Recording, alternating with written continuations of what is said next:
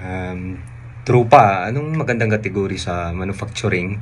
Kalti 22 passer from Davao del Norte. Hi guys, 안녕하세요. So, sagutin na natin yung tanong ng isa sa mga followers natin guys. So, tanong siya kung ano yung magandang kategory sa manufacturing.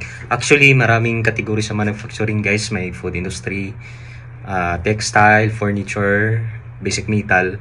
Pero, ito yung tandaan nyo guys. Hindi nasusunod yan. Oo. Kasi halimbawa ako, ang pinili ko dati na category is furniture, pero nasa bakalan ako ngayon guys. Kung masusunod man yan guys, bihirang-bihira lang. Oo. So maglagay lang kayo ng kahit ano kasi at the end of the day, wala pa rin tayong magagawa kung sino yung kukuha sa atin. Sa nimba ng bakalan, ng textile. So maglagay lang tayo ng kahit ano guys kasi bihirang-bihira nasusunod. Ayun nga guys, bihirang-bihira masusunod yung mga kategory na yan. So maglagay lang kayo ng kahit ano. Oo, kasi hindi naman talaga nasusunod yan. Merong mga nasusunod guys, pero bihirang-bihira talaga. Bihirang-bihira. Oo.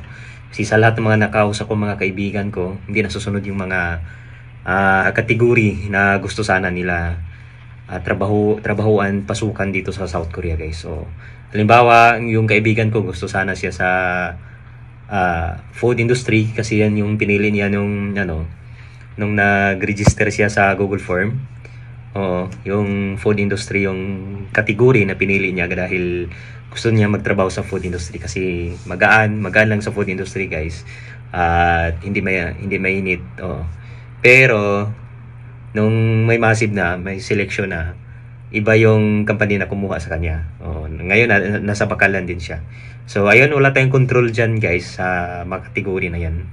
Oh, yan yung pangit din pagdating diyan dito sa South Korea kasi kumbaga hindi nasusunod yung gusto natin, yung nasa puso natin na company na gustong pagtrabahuan. Oh.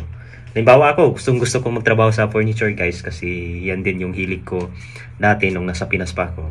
Gusto ko mag-assemble ng mga cabinets, mga dining tables, ganun, mga drawer, wardrobe, ganun.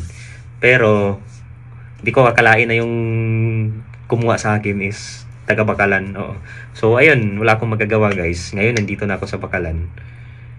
So ang importante doon guys, pumasa tayo sa exam, pumasa tayo sa skills test. At kasi ayun yung pinakauna na pagdadaanan natin.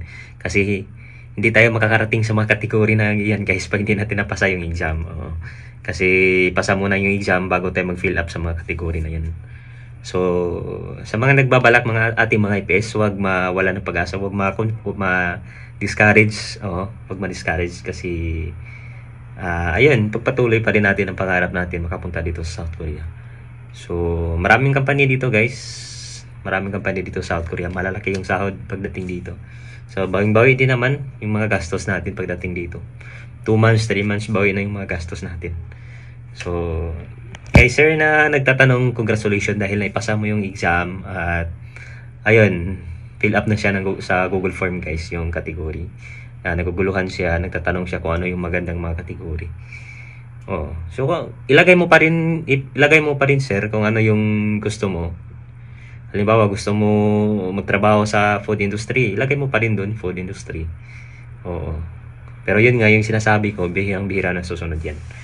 So, okay lang at least, pag hindi nasusunod, at least na-hire tayo. Kasi, marami ding mga nasa roster na hindi pa na-hire. Matagal na-hire, pero hindi na-hire agad. So, yan yung pinaka-importante. So, wag pa rin mawala ng pag-asa dahil yan yung pinaka-importante, yung ma-select tayo ni Sajang. Kahit anong company pa yan, di ba? So, ayun lang, sana sagot ko yung tanong mo sir at nagkaroon ka kahit papaano ng idea about sa mga kategory na yan. Sa ating mga IPS aspirants, sana nagkaroon din kayo ng idea at wag mawala ng pag-asa, wag ma-discourage kasi laban lang kasi kung pangarap mo makapunta dito sa South Korea, talagang gagawin mo ang lahat para makapunta dito. So, ayun lang, God bless ating lahat at ingat kayo guys.